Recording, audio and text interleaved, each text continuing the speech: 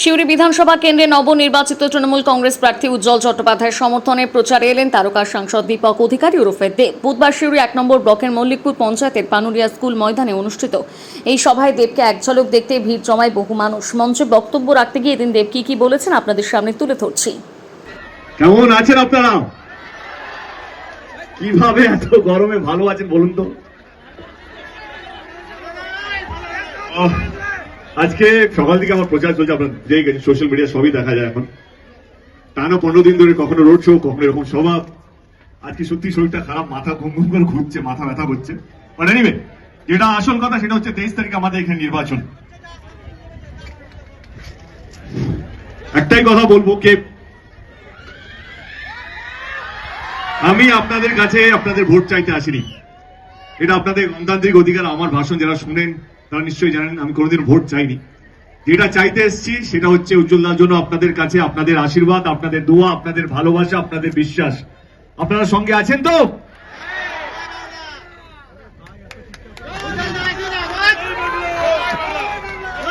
আপনাদের আশীর্বাদ যদি ওনার সঙ্গে থাকে তাহলে শুধু এই নির্বাচন নয়, জীবনে যে কোনো যুদ্ধ, যে কোনো জিনিস জিততে পারবে। এবারে চলে আসি 2026-এর নির্বাচন। আমি যেটা বললাম যে এটা আপনাদের গণতান্ত্রিক অধিকার, আপনারা যাকে ইচ্ছা ভোট দিতে পারেন, কিন্তু দেওয়ার আগে একটু ভাববেন যে কাকে আর কেন ভোটটা দিচ্ছি, কাকে এবং কেন ভোটটা দিচ্ছেন। আমি আজ অব্দি কোনো দলকে ছোট করে নিজের দলকে বড় করিনি। আমার মনে হয় দল বড় হয় তার নিজের কাজের জন্য এবং তাদের কর্মীদের ব্যবহারের জন্য। আমি আমার দলের কিছু কথা বলবো, যেহেতু দিদি বললেন যে চতুর্থবারের জন্য, তার মানে তিনটে বা আমাদের সরকার গত 15 বছর ধরে আপনাদের ভালোবাসায়, আপনাদের আশীর্বাদে এই রাজ্যে এসেছে। আমি আমার সরকারের কিছু কথা আপনাদের সামনে তুলে ধরবো, তারপর আপনারাই বিচার করুন কাকে আপনারা ভোটটা দেবেন। একটু আগে দিদি বলছিল লক্ষ্মীর ভান্ডারের কথা। 2021 আমার এখনো পরিষ্কার মনে আছে। দিদি আমাদেরকে বললো যে দেব, এবারে আমরা এরকম একটা প্রকল্প নিয়ে আসছি যেখানে যদি আমরা জিতি তাহলে 500 টাকা করে প্রত্যেকটা মহিলাকে দেওয়া হবে। তুমি যখন ভাষণ দেবে তখন এই কথাটা বলবে। আমার নিজেরই বিশ্বাস হলো না। আচ্ছা, 500 টাকা প্রত্যেকটা মহিলা, ওয়াও। এবং যেহেতু আমি বিশ্বাস করি চোখ বন্ধ করে দিদিকে, আমি কেন আমার সঙ্গে আমার দলের সমস্ত কর্মী নেতারা গ্রামে গ্রামে মানুষের কাছে পৌঁছে গেলাম, বলতে শুরু করলাম যে যদি জিতি তাহলে 500 টাকা করে প্রত্যেকটা মহিলা পাবে। সেই প্রকল্পের নাম ছিল লক্ষ্মীর ভান্ডার। আপনারা বিশ্বাস করলেন এবং প্রথমবার তৃণমূল কংগ্রেস 200-র বেশি আসনে সিট পেয়েছে। এইবারে তখন বিরোধী দলরা বলেছিল যে না, এটা সম্ভব নয়, 500 টাকা করে প্রত্যেকটা মহিলাকে দেওয়া এটা খাওয়ার কথা নাকি। তারা বিশ্বাস করেনি, আপনারা বিশ্বাস করেছিলেন এবং 200 বেশি সিট নিয়ে এসেছিল তৃণমূল কংগ্রেস। এবারে আপনারা বলুন, দিদি জেতার 4 মাসের মধ্যে লক্ষ্মীর ভান্ডার প্রকল্পটা বাস্তবিক করেছিল। যেই লক্ষ্মীর ভান্ডার 500 টাকা দিয়ে শুরু হয়েছিল 2021-এ, এখন সেটা 1500 টাকা করে হয়ে গেছে, তাই তো? এবারে বলুন কাকে ভোটটা দেবেন? যে কথা দিয়ে কথা রাখে, না যে কথা দিয়ে পালিয়ে যায় তাকে? যে কথা দিয়ে কথা রাখে, তাই তো? আমাদের নেত্রী সেখানেও থামেনি। অনেক গরিব মানুষ আছে, গরিব পরিবার আছে, তারা তাদের বাচ্চা মেয়েদেরকে স্কুলে পাঠাতে পারে না, কারণ তাদের কাছে ওরকম ভাবে অর্থ নেই। সেখানেও দিদি দাঁড়িয়ে গেল, কন্যাশ্রীর মতন প্রকল্প নিয়ে এলো, যেখানে প্রত্যেকটা মেয়ে তার পড়াশোনার অধিকারটা যেন পায়। এবং কন্যাশ্রীর মতন প্রকল্প শুধু বাংলায় আছে, অন্য কোনো রাজ্যে, অন্য কোনো সরকারের নেই। এবং কন্যাশ্রী এমন একটা প্রকল্প বিশ্ব যেটাকে সম্মান দিয়েছে। এবার আপনারা বলুন আপনারা কাকে ভোটটা দেবেন? যে আপনাদের পরিবারকে নিয়ে ভাবে তাকে, না যে শুধু ভোটের সময় আসে, ভোটের সময় বড় বড় কথা বলে আবার চলে যায় তাকে? এই যে এত গরমে ছেলেমেয়েরা স্কুলে যায়, অনেক ছেলেমেয়েরা পায়ে হেঁটে মাঠ ক্রস করে স্কুলে যায়, হেঁটে হেঁটে কখনো আধ ঘন্টা 40 মিনিট। আমাদের নেত্রী সেখানেও দাঁড়িয়ে গেল, সবুজ সাথীর মতন প্রকল্প নিয়ে এলো, যাতে প্রত্যেকটা ছাত্র ছাত্রী তার সাইকেল পেয়েছে, যাতে পায়ে হেঁটে নয় সাইকেলে করে স্কুলে যেতে পারে এত গরমে।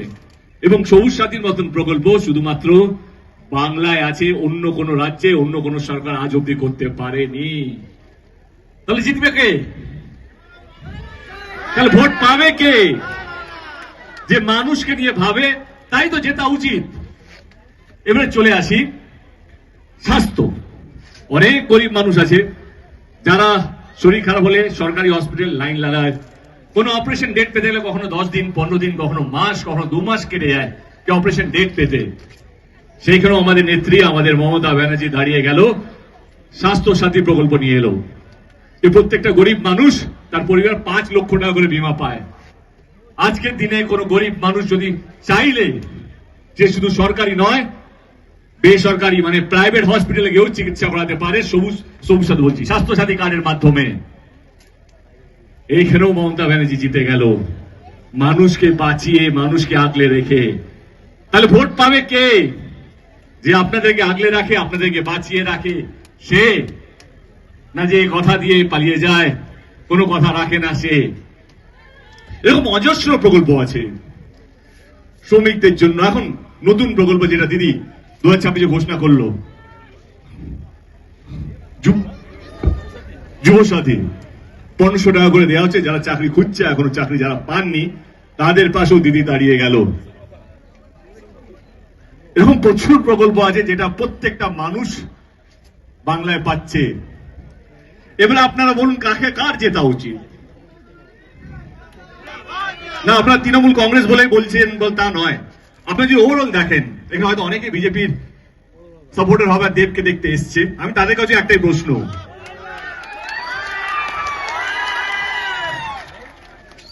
মানে আমি সবাইকে বলছি, মানে আমি তৃণমূল কংগ্রেস বলে তৃণমূল কংগ্রেসকে ভোটটা দিতে আমি কোনোদিন আজ অব্দি বলিনি। আমি কিছু কথা আমার দলে রেখেছি, যেই কথাগুলো মানবিক এবং মানুষের জন্য। আমি একটাই কথা বলতে চাই, 2026-এর নির্বাচন দেখলে মনে হয় যে না, এই নির্বাচনটা কেউ যদি জেতে, সে কতগুলো মন্দির করবে, কে কতগুলো মসজিদ করবে, এইটা নির্বাচন। কেউ বলছে বাবরি মসজিদ করছি, আমাকে ভোটটা দিন। কেউ বলছে জয় শ্রীরাম, আমরা হিন্দুকে বাঁচিয়ে রাখবো, আমাকে ভোটটা দিন। কিন্তু মানুষের জন্য কে ভাবছে?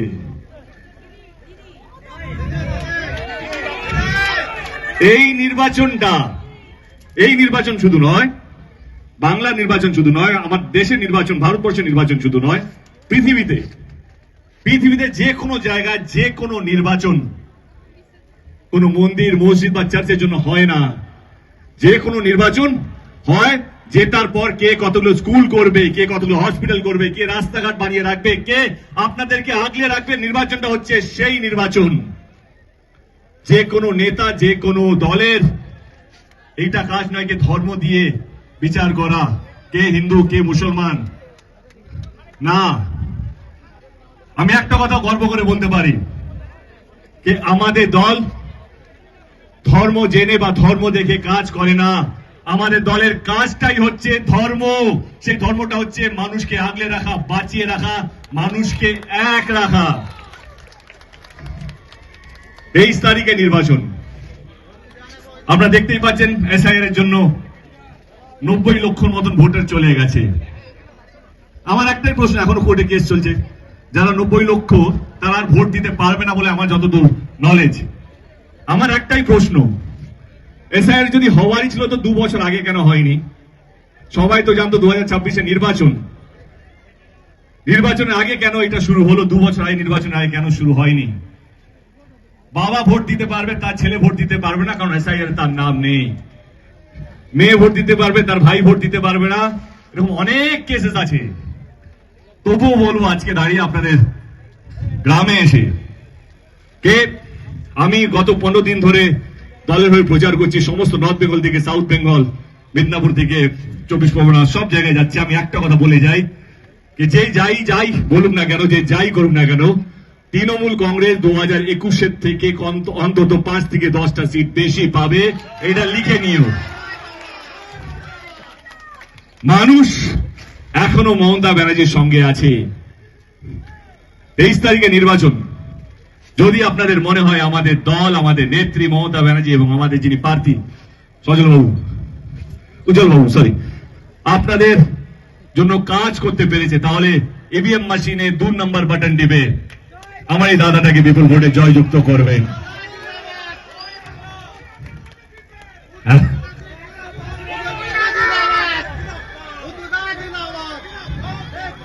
আবার বলছি, যদি আপনাদের মনে হয় আমার দাদা আপনাদের জন্য কাজ করতে পারবে, তাহলে ইভিএম মেশিনে 2 নম্বর বাটন টিপে ওনাকে বিপুল ভোটে জয়যুক্ত করবেন।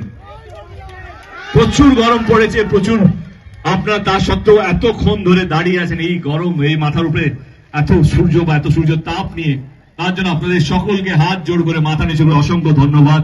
এতটা ভালোবাসা, এতটা সম্মান এবং এত ভাবে আশীর্বাদ করার জন্য আমাদেরকে, আমার দলকে এবং আমার প্রার্থীকে দেখানোর জন্য অসংখ্য ধন্যবাদ। ভালো থাকবেন, নিজেদের শরীরের দিকে লক্ষ্য রাখবেন। আমরা সবাই জানেন এরপরে আমার আরেকটা রোড শো আছে, সেখানেও ছুটে ছুটে যেতে হবে। অনেক কাজ, অনেক কিছু বাকি আছে, কিন্তু আপনারা ভালো থাকবেন। এটুকু বলতে পারি যে আজকে দাদা বিপুল ভোটে জিতছে, এটা দেখেই চলে গেলাম, এটা দেখে বুঝতে পারলাম। আবার আসবো বিজয় মিছিলে, দেখা হবে আপনাদের সবারই সাথে। ভালো থাকবেন সবাই। Thank you so much. Thank you.